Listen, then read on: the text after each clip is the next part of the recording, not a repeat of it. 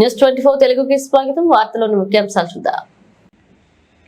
కూకట్పల్లి నియోజకవర్గ పరిధిలో కనుమరుగవుతున్న చెరువులు నాలాలను పరిరక్షించేందుకు హైడ్రా కమిషన్ ఐపీఎస్ రంగనాథ్ చొరవ తీసుకోవాలని Telangana Pradesh Congress party OBC working chairman Thumu Vinay కోరారు. కూకట్పల్లి నియోజకవర్గంలో ఉన్న చెరువులు నాలాలపై గతంలో స్థానిక బీఆర్ఎస్ ప్రజాప్రతినిధి ప్రోద్బలంతో అద్దు అదుపు లేకుండా అక్రమ కట్టడాలకు కట్టారని, ఆక్రమణల మీద నోటీసులు ఇచ్చి కూల్చివేయాలని, ఆక్రమణలకు ఆ కాలంలో అనుమతులు ఇచ్చిన అధికారులని విచారణ జరిపి వారిపై తక్షణమే చర్యలు తీసుకోవాలని వారు కోరారు. కొంతమంది ప్రజాప్రతినిధులు ఎవరైతే ఉన్నారో వాళ్ళు ఈ చెరువులకి సదస్సులకి అక్రమాలు చేయడం జరిగింది. వారి బలంతో అంటే కొంతమంది రాజకీయ నాయకులు ఉన్నారు, అదేవిధంగా కొంతమంది అధికారులు ఉన్నారు. వీళ్ళ బలంతో చాలా చెరువులు అన్యాయంగా అక్రమంగా వాటిని ఆక్రమించడం జరిగింది. అయితే ముఖ్యంగా కొన్ని చెరువుల పేర్లు మనం తీసుకుంటే మన ముసాపేటలో ఉన్నటువంటి మైసమ్మ చెరువు, కాముని కుంట, మన భీముని చెరువు, నల్ల చెరువు, మన ఒకటి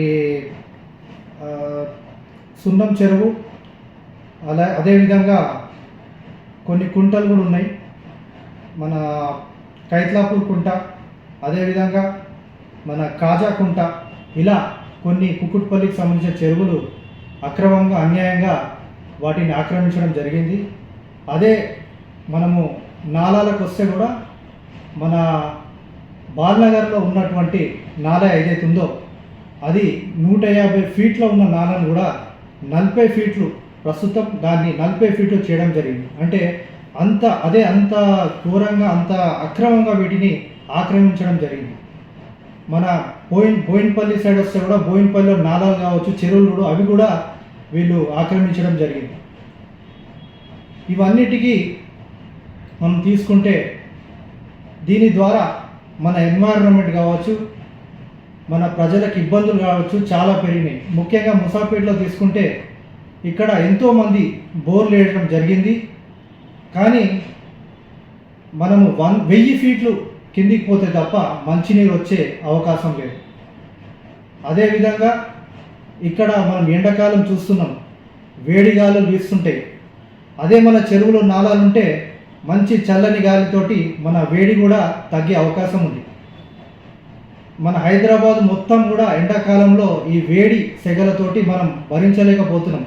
అంటే ఎవ్వరు కూడా ఏసీలో 5 నిమిషాలు ఏసీ లేకపోతే 5 నిమిషాలు కూడా కూర్చునే పరిస్థితి లేదు. అదే మనం చెరువులని మళ్ళీ నిర్మించుకుంటే మనకి పరిస్థితి ఉండేది కాదు.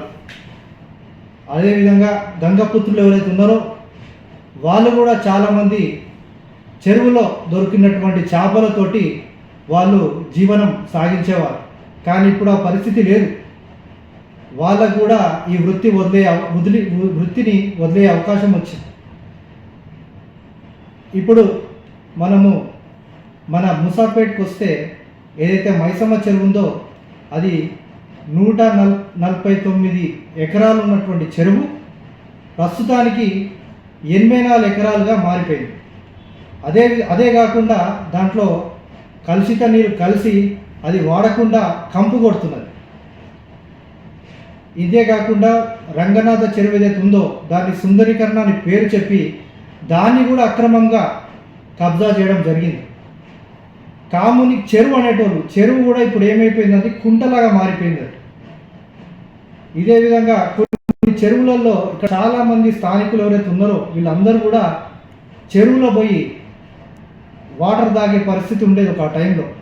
అంటే మా దగ్గర చెరువులో నీళ్ళు తాగితే కొబ్బరి నీళ్ళు తాగినట్టు ఉండేది అనేవాళ్ళు.